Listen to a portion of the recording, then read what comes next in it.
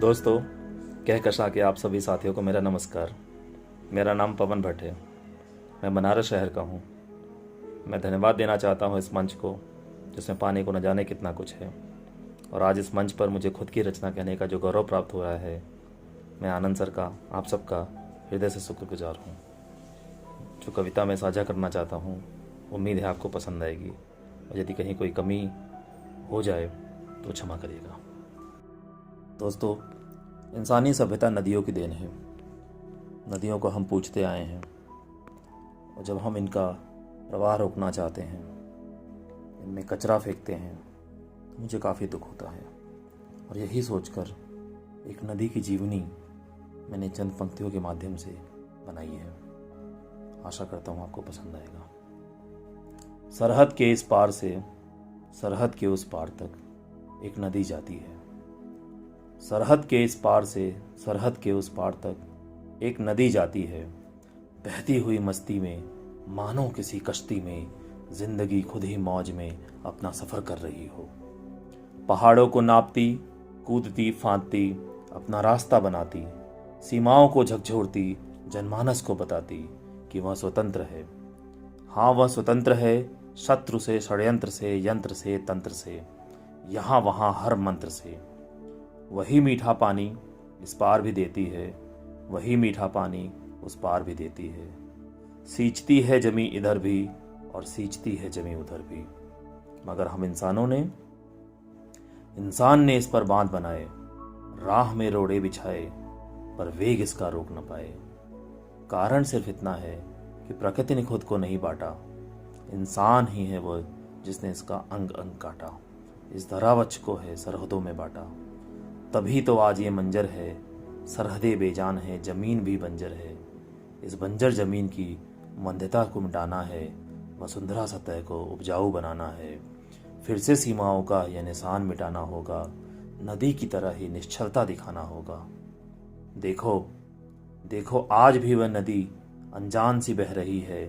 मुझे सरहदों में न बांटो, गुजारिश सी कर रही है। मुझे सरहदों में न बांटो, गुजारिश सी कर रही है। धन्यवाद।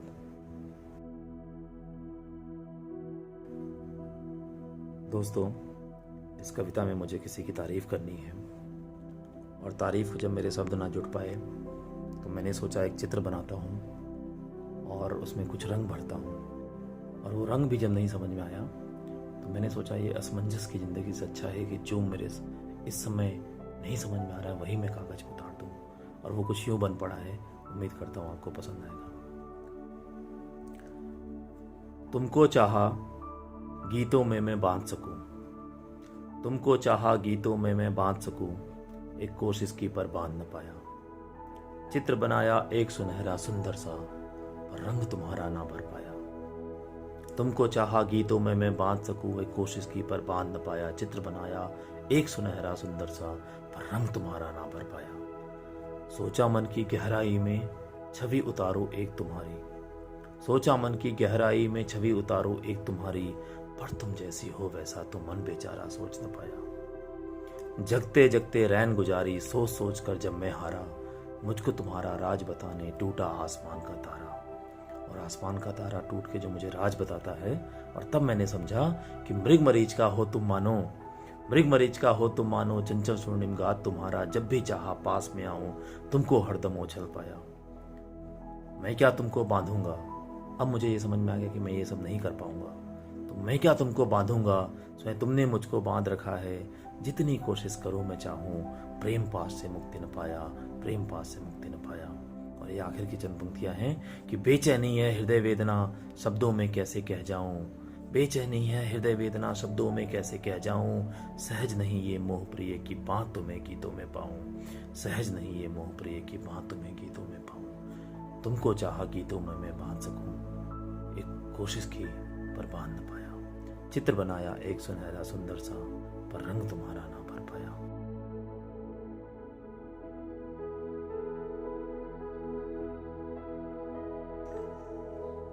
दोस्तों, हमारे समाज में हर इंसान का एक किरदार होता है, और हमारे किरदार का परिचय हमें बचपन में ही हो जाता है। जब हम बड़े हो रहे होते हैं तो हमारा परिवार, हमारा समाज हमको बताया करता है कि हमारा ये किरदार है, हमें ऐसा जीना चाहिए, हमें ये करना चाहिए।